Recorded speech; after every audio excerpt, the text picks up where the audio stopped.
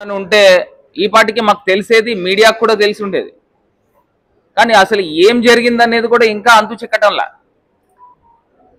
అసలు దీంట్లో లోపాలు ఏంటి, పోనీ మేము సవరించుకోవాలన్నా కూడా ఏం తక్కువ చేసినాం, ప్రజలకి ఏం తక్కువ చేసినాం. ఒక్కటి చిన్న ఉదాహరణ చెప్తాను. ఇక్కడ 15వ వార్డులో మాకు సంబంధించి రెల్లిపేట ఉంది. రెల్లిపేటలో ఎప్పుడు ఎలక్షన్స్ జరిగినా ప్రజలందరూ కూడా రాజశేఖర్ రెడ్డి గారికి, జగన్మోహన్ రెడ్డి గారికి అక్కడ ఎప్పుడు బ్రహ్మరథం పడుతుంది తప్పితే అలాంటి ప్లేసెస్లో కూడా మాకు ఓట్లు తక్కువ నమోదైందంటే కూడా దానికి కూడా అంతు చిక్కటంలే. వాళ్ళు కనీసం ఆ ప్రాంతాలకు కూడా వెళ్ళడం కూడా తక్కువ తెలుగుదేశం పార్టీ వాళ్ళు. దీనిపైన పూర్తి స్థాయిగా త్వరలో అంతర్మదనం చేసుకుని దీన్ని విశ్లేషణ చేసుకుని ఏ రకంగా ఓటింగ్ సరళి జరిగిందనేది సార్ ఆలోచన చేస్తాం. మరి ఇవాళ రాజమహేంద్రవరంలోనే చూసినట్టయితే ప్రజలకి గురించి నా సొంత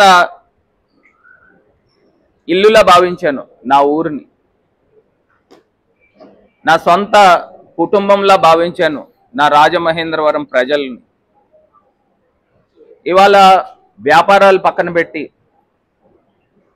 ఇవాళ ప్రజలకే నా జీవితం అంకితం అన్న విధంగా గడిచిన 5 సంవత్సరాల్లో ఎంపీ అయిన తర్వాత ఎప్పుడు కూడా సొంత కార్యక్రమాలు వీటి గురించి అసలు ఎక్కడా కూడా ప్రాధాన్యత ఇవ్వాలి. కుటుంబాలను పక్కన పెట్టాం, పర్సనల్ లైఫ్ని పక్కన పెట్టాం. ఇవాళ రాజమండ్రికి ఈ రకమైన ఈ తరహా అభివృద్ధి చెయ్యాలి అనే ఒక తాపత్రయంతో పనిచేశాం. కానీ ప్రజలు ఇచ్చిన తీర్పుని తీసుకుంటా ఉన్నాం.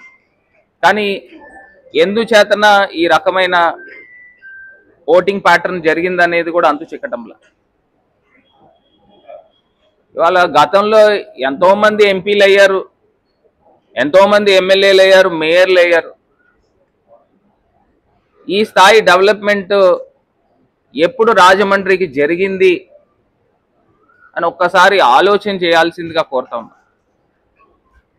మీరు ఎక్కడైనా చూసుకోండి, ఏ రోడ్లు చూసుకోండి, ఏ డ్రైన్లు చూసుకోండి, ఈ వ్యవస్థ ఏ రకంగా ఉందో ఒక్కసారి ఆలోచన చేయండి. మరి ఈ తరహాలో డెవలప్మెంట్ చేసి ఉన్నాం. చేసినప్పటికీ కూడా ప్రజల యొక్క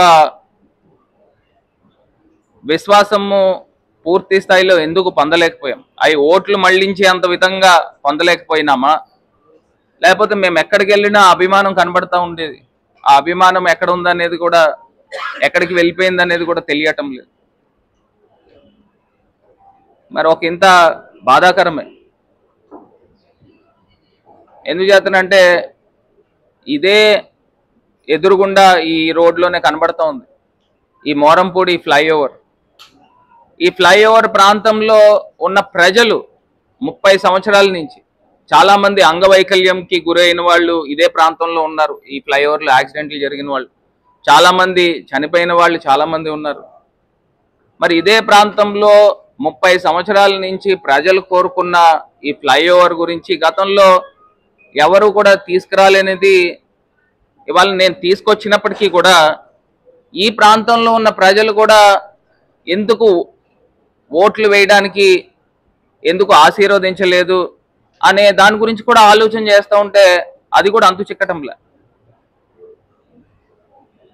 మరి నిన్న చూసినట్టయితే విధ్వంసకాండ, అక్కడ మోరంపూడి జంక్షన్ దగ్గర శిలాఫలకము, గౌరవ కేంద్ర మంత్రివర్యులు నితిన్ గడ్కరీ గారు, వారిని రాజమండ్రి తీసుకొచ్చాం కేవలం ఈ ఫ్లైఓవర్ గురించి. వారిని తీసుకొచ్చి వారితో శిలాఫలకాన్ని చేయిస్తే వర్చువల్గా చేసినప్పటికీ కూడా దాన్ని కేంద్ర మంత్రికి మీరు ఏం గౌరవం ఇచ్చారనేది నాకు అర్థం కావట్లా. నిన్న ఎమ్మెల్యే మాట్లాడుతూ ఉన్నాడు, ఆశ్చర్యం అనిపిస్తూ ఉంది. అతను మాట్లాడిన విధానం కూడా ఒక్కసారి నేను చూపిస్తాను ఫోన్ ఇలాగే. అతను మాట్లాడిన విధానం కూడా పడిపోయిందా మాకు తెలీదు, చెయ్యేస్తే పడిపోయినట్టుంది, అంతే నాణ్యత లేని కట్టడం అనుకుంటా. మాట్లాడే మాటల్లో ఎంత దారుణంగా మాట్లాడుతూ ఉన్నాడు. ఆ పక్కన ఉన్న అతను కూడా చెప్తా ఉన్నాడు.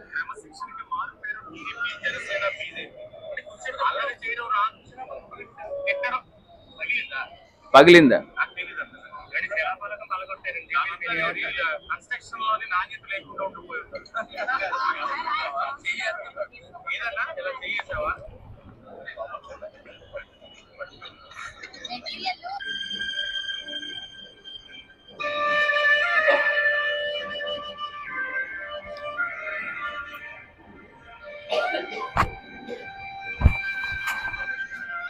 అంటే క్రమశిక్షణకి మారు పేరు అని చెప్తా ఉన్నారు.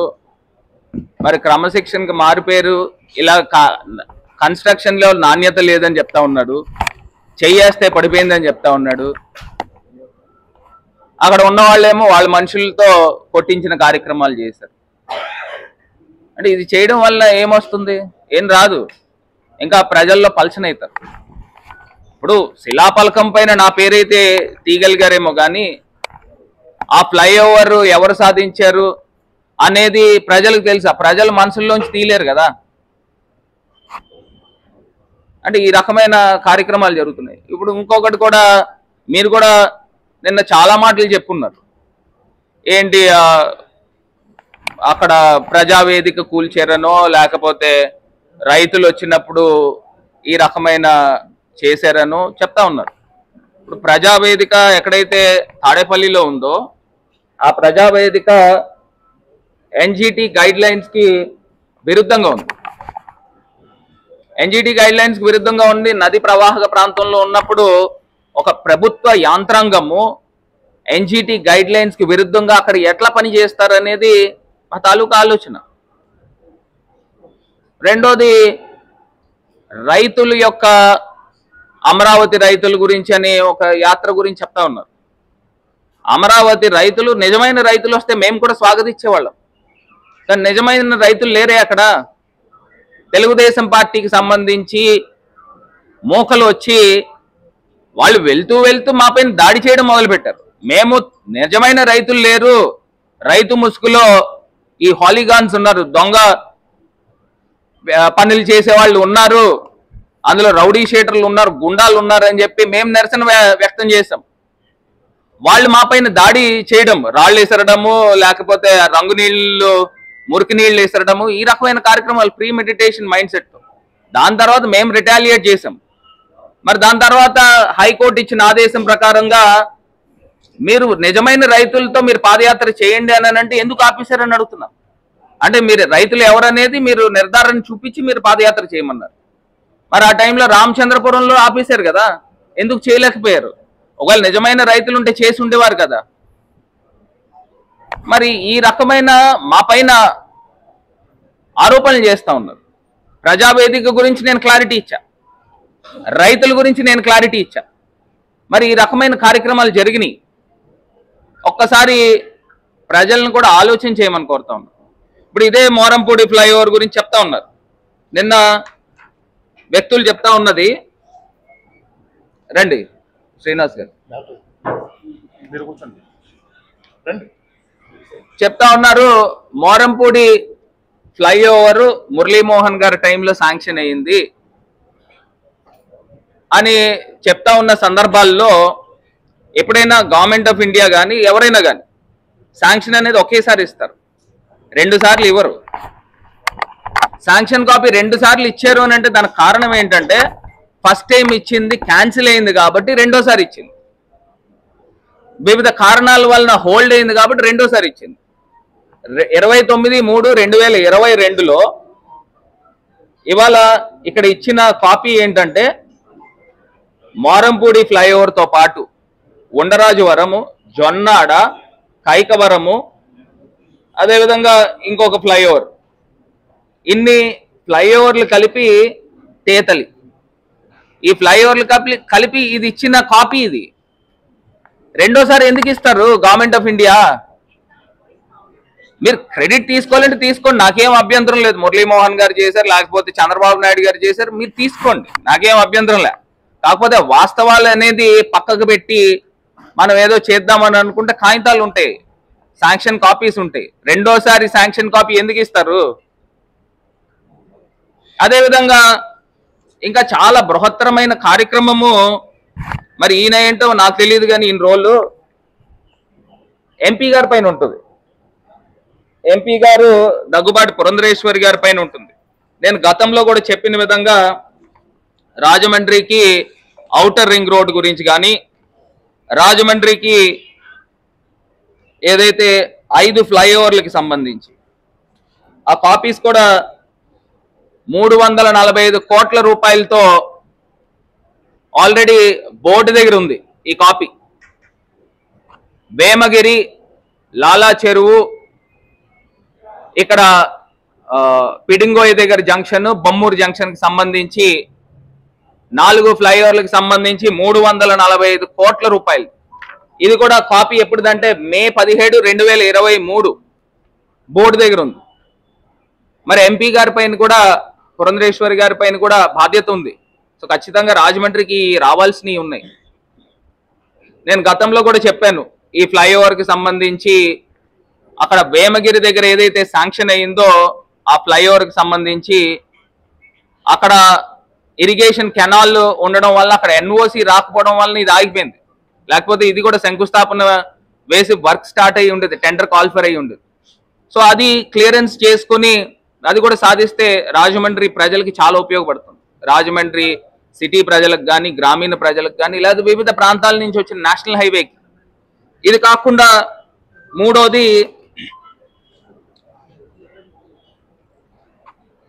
ఔటర్ రింగ్ రోడ్కి సంబంధించి, ఔటర్ రింగ్ రోడ్కి సంబంధించి కూడా కాపీ ఉంది. మరి వీరిపైన చాలా బాధ్యత ఉంది.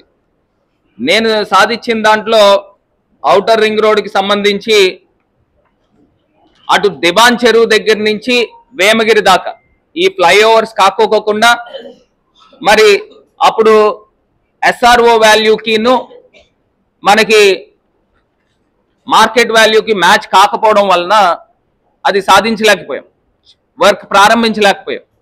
కాకపోతే అది కూడా శాంక్షన్ అయి ఉంది. ఇది నేను శాంక్షన్ బడ్జెట్ అలొకేట్ కాలేదు కానీ శాంక్షన్ అయి ఉంది. సో దానిపైన కూడా మరి ఎంపీ గారి పైన బాధ్యత ఉంది. 4 ఫ్లైఓవర్లు, అదేవిధంగా ఒక ఔటర్ రింగ్ రోడ్కి సంబంధించి, ఒక బైపాస్ రోడ్కి సంబంధించి ఇవన్నీ కూడా రాజమండ్రికి సాధించాలి. ఎందుకంటే 2-2.5 సంవత్సరాలు కరోనాతో పోయినప్పటికీ కూడా మరి నేను ఒంటరిగా రాజమండ్రి గురించి ఎట్లా కొట్లాడాననేది కూడా సార్ ప్రజల్ని గమనించాలి. ఎందుకంటే మరి గమనించే ఉంటారు కానీ ఓట్లు సాధించే దాంట్లో మరి చేయలేకపోయిననే మరి బాధ నాకు అనిపిస్తూ ఉంది. ఇది కాకుండా నేను ఇంకా ఎన్ని చెప్పినా కూడా ఉపయోగం లేదు. మరి అంత కార్యక్రమాలు రాజమండ్రికి చేసాం. ఒకవేళ నిజంగా రాజమండ్రికి నేను ఏదైనా చేయలేదు అనుకోండి, నేను కూడా పెద్దగా బాధపడను. రాజమండ్రి నగరాన్ని నేను మొన్న సోషల్ మీడియాలో చెప్పినట్టుగా నగరాన్ని నేను ఒక దేవాలయంలో భావించా. మరి ఆ రకంగా పనిచేశా, పని చేశాను. పని చేసినా కూడా ప్రజలు ఆశీర్వదించలేదని అంటే నిజంగా బాధ అనిపిస్తాం. మరి గతంలో ఏ ప్రజాప్రతినిధి రాజమండ్రికి ఇంత చేశాడో నాకైతే తెలియదు, కానీ తెలిస్తే నిజంగా వాళ్ళని ఆశీర్వదించినా నేను పెద్ద బాధపడను. సరే, ఏదేమైనప్పటికీ జరిగింది, జరిగిపోయింది. ఇక ముందు ఆ ప్రభుత్వం, కొత్తగా ఏర్పడే ప్రభుత్వం పైన, ఎమ్మెల్యేలు, ఎంపీల పైన చాలా బాధ్యత ఉంది. మరి ఎన్నో హామీలు ఇచ్చి వారు రావడం జరిగింది. రాజమండ్రికి సంబంధించి ముంపు ప్రాంతాలని మొత్తం పరిష్కరిస్తామని చెప్పారు. వారికి కూడా టైం ఇవ్వాలి. సంవత్సర కాలము టైం ఇస్తే ఏం చేస్తారు అనేది కూడా అర్థమవుతుంది. మరి అదేవిధంగా మాజీ శాసనసభ్యులు రౌత్ గారు చెప్పినట్టు గోదావరి కాలుష్యాన్ని ఏ రకంగా నివారిస్తారు, ఏదైతే నల్లా ఛానల్ దగ్గర out drainage water, sewage water అందులో పడతా ఉంది గోదావరి అప్ స్ట్రీమ్లో. దాన్ని ఏ రకంగా అరికడతారు? దాన్ని మొత్తం అంతా కూడా బైపాస్ చేస్తారా? లేని పక్షంలో వాటర్ ఇంటేక్ పాయింట్ తీసుకుని వచ్చి పుష్కరాల రేవు దగ్గర ఉంది, నల్లా ఛానల్ దగ్గర వచ్చి సీవేజ్ వాటర్ పడతా ఉంది. దాన్ని ఏ రకంగా లిఫ్ట్ చేస్తారు? గోదావరి ప్రక్షాళన ఏ రకంగా చేస్తారు? ఇవన్నీ కూడా వాళ్ళపైన బాధ్యత ఉంది. మరి బాధ్యత నిర్వర్తించాల్సిన కార్యక్రమం కూడా చేపట్టాలా. మరి ప్రజలు ఇంకా మంచి చేస్తారని వారిని ఆశీర్వదించారు. ఇవాళ మనం చేసిన డెవలప్మెంట్స్లో కంబాల్ చెరువు, గ్లో గార్డెన్ ఇవన్నీ కూడా టికెట్ ప్రైస్ తీసేస్తామని చెప్పిన మాటలు కూడా ఉన్నాయి. మరి దాన్ని కూడా వాళ్ళు స్టార్ట్ చేయాలి. మరి ఎంత తొందరగా టికెట్స్ని తీసి ఫ్రీగా పెడతానని చెప్పిన సందర్భాలు, మరి బహుశా దాన్ని కూడా ప్రజలు అట్రాక్ట్ అయ్యారేమో. ఎందుచేతనంటే ఆదివారం అయితే ఒక 7-8 వేల మంది ఒక్కొక్క చోట ప్రజలు కనబడుతూ ఉన్నారు. హ్యాపీ స్ట్రీట్ అయితే కానివ్వండి, కంబాల్ చెరువు, గ్లో గార్డెన్, ఈ ప్లేసెస్ అన్నిటికి ఇప్పుడు ఏవో టికెట్స్ ఉన్నాయి కాబట్టి దాన్ని తీస్తూ ఉన్నారు. ఆ టికెట్స్ కూడా ఏదో డబ్బులు నాకేదో వస్తున్నట్టు భావించారు. మున్సిపల్ కార్పొరేషన్కి వెళ్తుంది, అది మెయింటెనెన్స్ కవర్ అవుతుంది. సో ఆ మెయింటెనెన్స్ కూడా మున్సిపల్ కార్పొరేషన్ పెట్టుకుని టికెట్స్ తీస్తూ ఉన్నారు కాబట్టి అది కూడా ప్రారంభించాలి ఇమీడియట్గా. అదేవిధంగా చెత్త పన్ను పైన కూడా మీరు ఉద్యమాలే చేశారు. మరి ప్రజల నుంచి కట్టించుకునే కార్యక్రమాలు కూడా ఆఫ్ చేసేయాలి ఇమీడియట్గా. మీరు ఆ మాటలు కూడా ఇచ్చారు. వాలంటీర్స్ని అందరినీ కూడా 10,000 రూపాయలు వాలంటీర్స్కి మేము జీతం పెంచుతాము, స్టైఫండ్ ఇస్తాము, మొత్తం ఎంతమంది అయితే వాలంటీర్స్ ఉన్నారో అంతమందిని రిటైన్ చేస్తామని, మీకు ఏ ఉద్యోగానికి డోకా లేదు అని చెప్పిన మాటలు చంద్రబాబు నాయుడు గారు. ఆ మాట కూడా నిలబెట్టుకోవాలి. ఏదైతే పెన్షన్స్ గురించి 4,000 రూపాయల పెన్షన్ ఈ మే నెల నుంచి మేము అక్షరాల 67 లక్షల మంది ప్రజలకు ఇచ్చాం. మీరు 67 లక్షల మందికి పెంచుతారా లేకపోతే ఇంకా తగ్గించి 4,000 ఇస్తారా? ఒకసారి ప్రజలు కూడా అన్ని ఆలోచన చేస్తున్నారు. గ్యాస్ సిలిండర్స్ చెప్పారు. ఇంట్లో 3 పిల్లలుంటే అందరికీ అమ్మఒడి ఇస్తామని చెప్పిన మాటలు, ఆడపిల్ల ఉంటే 1,500 రూపాయలు నెల ఇస్తామని చెప్పిన మాటలు, ఇవన్నీ కూడా నిలబెట్టుకోవాలి. నిలబెట్టుకునే బాధ్యత వీళ్ళపైన ఉంది. ఫ్రీ బస్ గురించి కూడా చెప్పారు. ఇవన్నీ కూడా ఒక 6 నెలలు కూడా అవసరం లేదు, 3-4 నెలల్లోనే అర్థమైపోతుంది వీళ్ళు ఏ స్థాయిలో నిలబెట్టుకుంటున్నారు అనేది కూడా అర్థమైపోతుంది. నిరుద్యోగ భృతి, వికలాంగులకి 6,000 రూపాయలు, ఇట్లాగ ఎన్నో హామీలు ఇచ్చారు.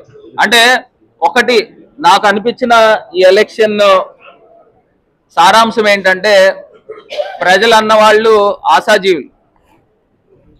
అంటే ఇక్కడికన్నా అక్కడ ఎక్కువ డబ్బు వస్తుంది, సరే వచ్చేది ఎందుకు పాడు చేసుకోవాలనే కార్యక్రమంలో మరి ఓట్లు వేశారని నేను భావిస్తున్నా. జగనన్న గారు నేను చేయగలిగేదే నేను చెప్తాను, నేను చేయలేని చెప్పలేనని ఆయన నిజాయితీ పరుడు కాబట్టి ఆ రకమైన మాటలు చెప్పాడు. మరి వీరు ఎక్కడి నుంచి డబ్బు తీసుకుని వచ్చి చేస్తారనేది కూడా ఒకసారి వాళ్ళకి కూడా టైం ఇవ్వాలి కాబట్టి టైం ఇస్తా ఉన్నాం. చూడండి 6 నెలల కాలంలో ఏ మేరకు వీళ్ళు నిలబెట్టుకుంటారు ఈ సంక్షేమం అనేది ఒకసారి ఆలోచన చేద్దాం, చూద్దాం. అదేనా నేను అది కూడా చెప్పాను, 4,000 రూపాయలు ప్లస్ 3,000 కలిపి 7,000 ఇస్తా ఉన్నారు.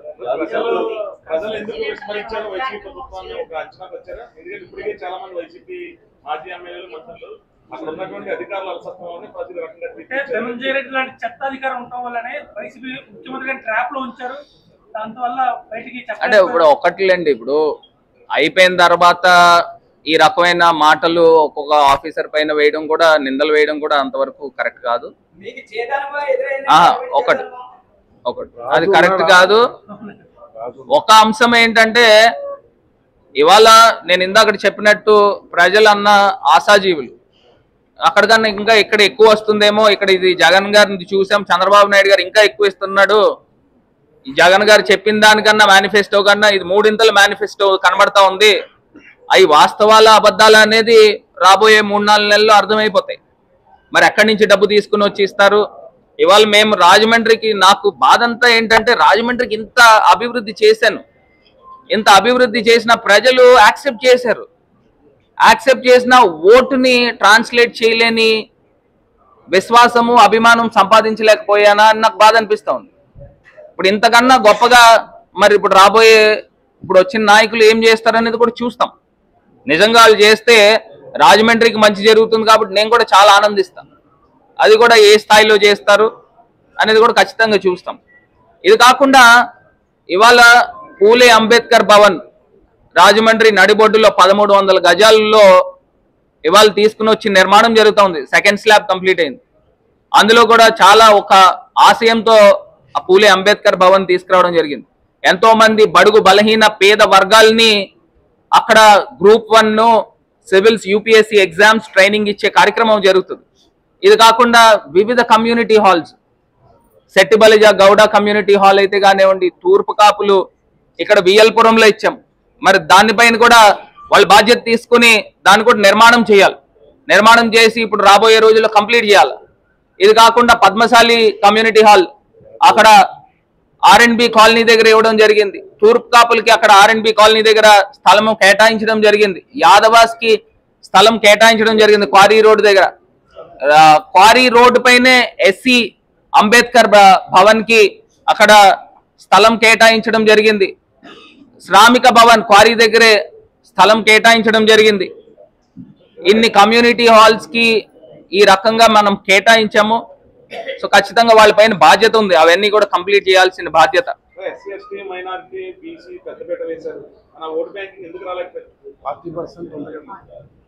ఒక్కటండి, ఇవాళ గతంలో చంద్రబాబు నాయుడు గారు చెప్పారు ఈవీఎం ట్యాంపరింగ్లు జరిగినాయి అని. 2019లో ఈవీఎం ట్యాంపరింగ్స్ జరిగినాయి అని చంద్రబాబు నాయుడు గారు చెప్పారు.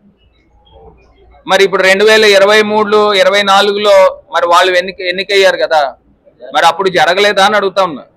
ఈవీఎంస్ ఎప్పుడైనా ఒకటే కదా. ఒకసారి చంద్రబాబు నాయుడు గారు అన్న మాటనే ఒకసారి వారికే ఉదహరిస్తా ఉన్నాం. ఇది కాకుండా నేను ఇందాక చెప్పాను కదన్నా, ఏదైతే ఇంకా ఎక్కువ సంక్షేమ పథకాలు ఈయన ఇస్తాడేమో అని తీసుకున్నారు. ఇది కాకుండా ఇప్పుడు కీలకమైన బాధ్యత కూడా ఎన్డీఏ కేంద్ర ప్రభుత్వంలో కనబడతా ఉంది.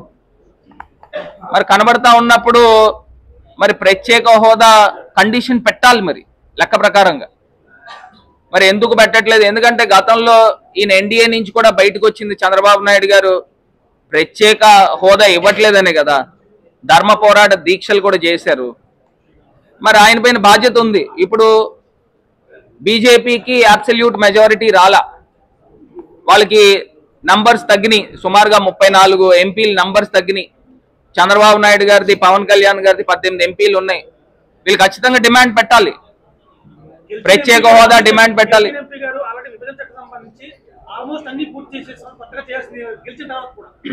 ఎవరన్నారండి? అది మనకే తెలియాలండి. ఇప్పుడు దుగ్గిరాజపట్నం పోర్టు ఏమైందండి? రామాయపట్నం పోర్టు తీసుకున్నారు, అది కంప్లీట్ అయిందా? వెనకబడిన జిల్లాలకి ప్యాకేజీలు ఇచ్చారా? 50 కోట్లు చెప్పిన ప్రతి జిల్లాకి ఇచ్చారు కదా. 7 జిల్లాలకి 350 కోట్లు, 10 సంవత్సరాలకి 3500 కోట్లు ఇచ్చారా? చంద్రబాబు నాయుడు గారు ఎప్పుడైతే బయటకు వచ్చేసారో ఎన్డీఏ నుంచి అప్పటి నుంచి ఆపేశారు కదా. మరి ఎక్కడ పూర్తయినట్టు? సుమారుగా నాకు తెలిసి వాళ్ళు ఇచ్చిన దాంట్లోనే 2000 కోట్ల పైనే రావాలి వెనకబడిన జిల్లాలకి. పోలవరం ప్రాజెక్ట్ సంబంధించి రివైజ్డ్ కాస్ట్ ఎస్టిమేషన్ అప్రూవ్ చేశారా? ఇట్లా చాలా ఉన్నాయి. అదేవిధంగా హైదరాబాద్ క్యాపిటల్ సిటీని కూడా మరి విభజన జరగలే, ఆస్తులు ఇంకా రాలా, అవి కూడా రావాల్సినవి ఆంధ్రప్రదేశ్ రాష్ట్రానికి ఉన్నాయి. అంటే 10 సంవత్సరాలు అయింది, ఇంకా దీన్ని ఎక్స్టెన్షన్ చేయాలి, ఖచ్చితంగా చేయాలి. సో ఇవన్నిటిపైన కూడా మరి ఇప్పుడు తెలుగుదేశం పార్టీ కీలకంగా కేంద్ర ప్రభుత్వంలో ఉన్నారు కాబట్టి ఈ కండిషన్స్ పెట్టాలా, ఖచ్చితంగా పెట్టాలి. పెట్టి ఇవన్నీ కూడా సాధించాలా. సో వాళ్ళపైన వాళ్ళ భుజస్కంధాలపైన ఉన్నాయి. ఎందుకంటే ప్రజలు క్లీన్ మ్యాండేట్ ఇచ్చారు కాబట్టి సో ఖచ్చితంగా ఇవన్నీ కూడా సాధించాలి. ఈ కండిషన్స్ పెడితేనే కదా ఆంధ్ర రాష్ట్రానికి న్యాయం జరిగేది. పొత్తులో ఉన్న పవన్ కళ్యాణ్ ఏమో వాళ్ళ ఎమ్మెల్యేలు కానీ జనసేన వాళ్ళని ఎక్కడ కక్షకుంటేనే మనం వెళ్ళొద్దు, జగన్ అంటే నాకు కోపం లేదు ఏమీ లేదు చెప్పిన మరో పక్క టీడీపీకి సంబంధించిన వాళ్ళు చాలా రాష్ట్ర వ్యాప్తంగా కొన్ని చోట్ల దాడులు జరుగుతుంది. ఈ రకం చూస్తున్నట్టు పొత్తులో భాగంగా ఈ రకం జరిగింది. అంటే ఒకటి పవన్ కళ్యాణ్ గారు వాళ్ళ కార్యకర్తలకి వాళ్ళ నాయకులకి వీళ్ళందరికీ కూడా ఒక క్లియర్ ఇన్స్ట్రక్షన్స్ ఇచ్చారు. మరి ఆయన కూడా ఒక పరిణితి చెందిన నాయకుడి కింద కనిపిస్తూ ఉన్నారు. సో ఆయన వర్క్ చేస్తూ ఉన్నాడు, వాళ్ళ కార్యకర్తలు వాళ్ళు ఫాలో అవుతూ ఉన్నారు. మరి ఇదే తెలుగుదేశం పార్టీ వాళ్ళు ఎక్కడ పడితే అక్కడ విధ్వంసాలకి చేస్తూ ఉన్నారు. మరి ప్రజలు అన్ని అబ్జర్వ్ చేస్తూ ఉన్నారు. ఇప్పుడు మా పైన రకరకాల నిందలు వేశారు కదా, మరి ఇప్పుడు వాళ్ళు చేసే కార్యక్రమం ఏంటి అంటే ఇప్పుడు వాళ్ళు చేస్తున్నారనేగా, వాళ్ళు చేస్తున్నారనే కదా. జిల్లా అధ్యక్షుడు జగన్పూర్ మాట్లాడుతూ 24 గంటలు ప్రజాసేవలో ఉంటే మాకు ఫలితాలు రాలేదు, కొంతమంది పార్ట్ టైమర్స్ వచ్చే వాళ్ళు విజయాలు సాధించారు, రేపటి నుంచి మేము కూడా అదే పొందాలా అంటారు. మీరు ఫుల్ టైం చేస్తారా, రేపటి నుంచి పార్ట్ టైం లో ఉంటారా? ఒకటన్నా, నేను ఎంపీ అయిన తర్వాత ఏ స్థాయిలో కష్టపడ్డాను అనేది కష్టపడ్డ వల్లే మాకు ఫలితాలు రాలేదు, ఇక నుంచి మేము కూడా సరే పార్ట్ టైమర్ గానే ఉంటాము ఆలోచన చేస్తాము. సరే అండి, ఇప్పుడు ఒక్కొక్క ప్రజాప్రతినిధి ఒక్కొక్క రకంగా ఒక్కొక్క స్టైల్లో వాళ్ళు రియాక్ట్ అవుతా ఉన్నారు. సో ఖచ్చితంగా నా డోర్స్ ఎప్పుడు తెరిచే ఉంటాయి, నేను ఎప్పుడు అందుబాటులోనే ఉంటాను. ఏదో ప్రజలు మరి ఏ విశ్వాసం పొందలేకపోయినో నేను కూడా విశ్లేషించుకోవాలి. ఎందుకు చేస్తానంటే ఇంత కష్టపడ్డా, ఎంపీ అయిన తర్వాత ఫ్యామిలీ కుటుంబాలను వదిలేసి తిరిగిన సందర్భాలు, సాయంత్రం ఢిల్లీలో ఉంటే మార్నింగ్ ఢిల్లీలో ఉంటే సాయంత్రం రాజమండ్రి వచ్చి ఇక్కడ ప్రోగ్రామ్స్ అటెండ్ అయ్యేవాడిని. ఆ రకంగా ఒక రోలింగ్ స్టోన్ కిందన తిరిగినాము. ప్రజలు మరి ఆశీర్వదించలేదు. 24,000 పట్టాలు కరెక్ట్ కాదు, చెల్లని అని చెప్పి ప్రచారం చేశారు. ఇప్పుడు వాళ్ళు 2,000 పట్టాలు ఇస్తారా, లేకపోతే ఆ భూములు ఏమవుతాయి, ఆ గొడవ? అదే అంటున్నా. ఇప్పుడు ముఖ్యమంత్రి గారు నేను ఎలక్షన్స్ ముందర 4 రోజుల ముందు సీఎం క్యాంప్ ఆఫీస్లో ఉండి సుమారుగా 230 కోట్ల రూపాయలు డబ్బు తీసుకుని వచ్చి రైతుల ఖాతాల్లో వేసాం డబ్బు. మరి ఆ డబ్బు తీసుకుని వచ్చి రాష్ట్ర వ్యాప్తంగా జగన్మోహన్ రెడ్డి గారు ఏ రకంగా అయితే స్థలాలు ప్రజలకి ఇచ్చారో అదే తరహాలో ఇక్కడ కూడా ఇచ్చాం. సో ఖచ్చితంగా ఇవన్నీ ఇప్పుడు ప్రభుత్వాలు మారినంత మాత్రాన డబ్బు ప్రజాస్వామ్యమే కదా, ఇవి ఇచ్చినవన్నీ కూడా. సో ఖచ్చితంగా ఇళ్ళు నిర్మాణం చేయాలి, అవి గృహప్రవేశాలు చేయాల్సిన బాధ్యత ఇప్పుడు కొత్తగా వచ్చిన ప్రభుత్వం పైన ఉంటుంది 100%. ఎందుకు చేస్తానంటే రాజమండ్రికి సంబంధించి సుమారుగా 38,000 మందికి పట్టాలు ఇచ్చాం. సో ఇవన్నీ కూడా వాళ్ళపైన బాధ్యత ఉంది. అట్లా కాదండి, ఇప్పుడు డబ్బు రైతు ఖాతాల్లో వేసాం కదా, భూమి గవర్నమెంట్ హ్యాండ్ ఓవర్లో ఉంది కదా, మరి భూమి ఉంటున్నప్పుడు ఇంకా ఫేక్ ఎందుకు అవుతుంది? ఇప్పుడు నిజంగా వాళ్ళు మార్చేసుకుని కొత్త వాళ్ళకి ఇవ్వాలంటే ఇచ్చుకోవచ్చు, వాళ్ళ కార్యకర్తలకు ఇచ్చుకోవాలి లేదా వాళ్ళ అభిమానులకి ఇచ్చుకోవాలని అంటే వాళ్ళు మార్చుకోవాలి. వాళ్ళు మార్చుకోవాలి. మేము నిస్వార్థంగా తెలుగుదేశం పార్టీయా లేకపోతే జనసేన పార్టీయా వాళ్ళ మద్దతుదారులా మేము ఎక్కడ కూడా చూడలే. పేదరికం ఒకటే కొలమానం, ఆ రకంగా ఇచ్చాము. అందరికీ కూడా సింపథైజర్స్, ఏ పార్టీ సింపథైజర్ అయినా కూడా చూడాలి, అందరికీ ఇచ్చాము. మరి అది వాళ్ళు నిలబెట్టుకోవాలి. ఖచ్చితంగా అండి. ఇప్పుడు జగనన్న వారియర్స్ అండి మేమంతా కూడా. జగనన్న ఇవన్నీ రకరకాల మాటలు, ఏమి శాంటిటీ ఉందండి మాటలకి. సో ఖచ్చితంగా జగనన్నతోనే మా ప్రయాణం ఎప్పుడు కూడా, జగనన్నతోనే ప్రయాణం. ఎందుకంటే మీకు రాబోయే 3-4 నెలలు అర్థమైపోతాయి. ఎందుకంటే ప్రజలందరూ కూడా చాలా ఎక్కువ చంద్రబాబు నాయుడు గారి పైన నమ్మకం పెట్టుకున్నారు. ఈయన ప్రతి ఇంటికి అమ్మఒడి 3 ఉంటే 3కి ఇచ్చేస్తాము, మహిళలకి 1,500 ఇస్తాము, నిరుద్యోగ భృతి ఇస్తాము, వికలాంగులకు 6,000 ఇస్తాము, 4,000 రూపాయల పెన్షన్ మే నెల నుంచి ఇస్తామని అంటే ఇక్కడ నిజంగా బహుశా ఇస్తారేమో అని ప్రజలు భ్రమపడ్డారు. సో ఈ రాబోయే 2-3 నెలలు అర్థమైపోతాయి ఏ స్థాయిలో ఇస్తారు, మేము ఎంతమంది జనాభాకి మేము సంక్షేమ పథకాలు ఇచ్చాము, వాళ్ళు ఎంతమంది జనాభాకి సంక్షేమ పథకాలు ఇస్తారు అనేది అర్థమైపోతుంది.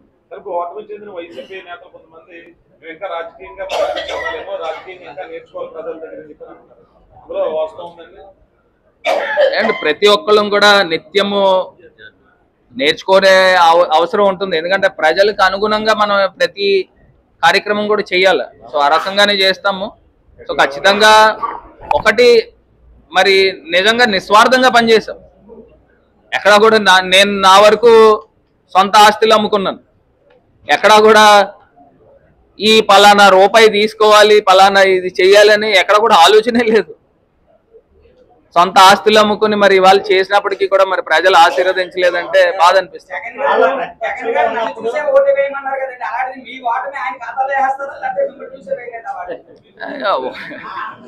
ఒకటన్నా ఇప్పుడు నేను ఒకటే చెప్తున్నా, నేను ప్రజలకి రాజమండ్రికి ఇంత చేశాము, నన్ను చూసి ఓటు వేయండి, జగనన్న ఇన్ని సంక్షేమ కార్యక్రమాలు ఇచ్చారు, జగనన్నను చూసి ఓటేయండి అని అడిగాం. మరి ఇన్ని కార్యక్రమాలు ఇచ్చినప్పటికీ కూడా ప్రజల నుంచి ఇంకొక అంశము, ఇప్పుడు నిజంగా ఒకటి బాధాకరం ఏంటంటే, ఇప్పుడు కొత్తగా ఏర్పడిన ప్రభుత్వము కొన్ని టీవీ ఛానల్స్ ని నిషేధం ప్రకటిస్తూ ఉన్నారు. అది ఆశ్చర్యం కలుగుతా ఉంది. ఇప్పుడు రెప్యూటెడ్ సంస్థలైన TV9, NTVని కూడా టెలికాస్ట్ చేయకూడదు అని నిషేధం పెట్టడం ఏంటో. ఇప్పుడు నిజంగా ఒకే పార్టీకి కొమ్ము కాసే ఛానల్స్ ఉన్నాయి అనుకోండి, నిజంగా అనుకోవచ్చు. ఇది TV9, NTV లాంటి మీడియా సంస్థలు కూడా వాళ్ళు న్యూట్రల్ గా ఉంటారు. మరి వాళ్ళని కూడా ఈ రకంగా చేశారంటే ఇంకా వాళ్ళకి భజన కొట్టే వాళ్ళకి ఛాన్సెస్ ఏమో అని అటా అని అనుకోవడం అన్నా. మీరు అధికారంలో ఉన్నప్పుడు ప్రతిపక్ష పాత్రని సవ్యంగా పోషించలేకపోయారు టీడీపీ వాళ్ళు, నగరంలో కానీ రాష్ట్రంలో కానీ అని మీరు చాలాసార్లు మాట్లాడారు. మరి ఇప్పుడు ప్రతిపక్ష పాత్ర కూడా రాష్ట్రంలో చూసుకుంటే లేనంటే పరిస్థితి ఉంది. కానీ స్థానికంగా మీరు ప్రతిపక్ష పాత్ర పోషించే అవకాశం ఏం మేరకు ఉంది? ఇక్కడ చిన్న తేడా ఉందండి, చిన్న తేడా ఉంది. ప్రతిపక్ష పాత్రలో అక్కడ అపోజిషన్ లో ఎమ్మెల్యే ఉన్నారు, శాసనసభ్యురాలు ఉన్నారు. ఇక్కడ మేము శాసనసభ్యులు కాకపోయినప్పటికీ కూడా ప్రతిపక్ష పాత్ర అనేది పోషిస్తాం, అది చెప్తాం.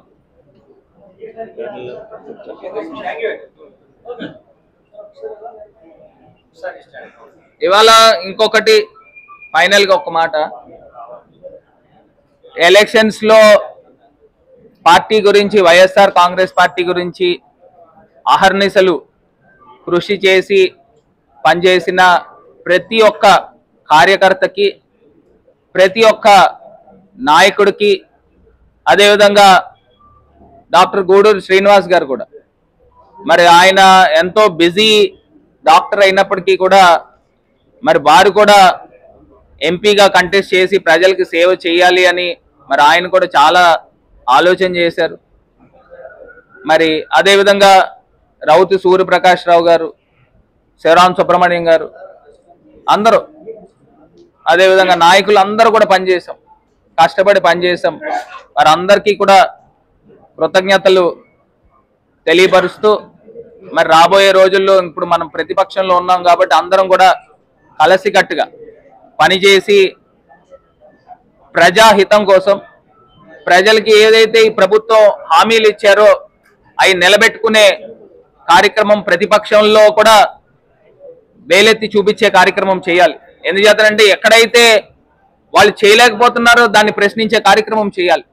సో అవి కూడా రాజమండ్రి నుంచి ఖచ్చితంగా మేమందరం కూడా కలిసికట్టుగా ముందుకు వెళ్తాము.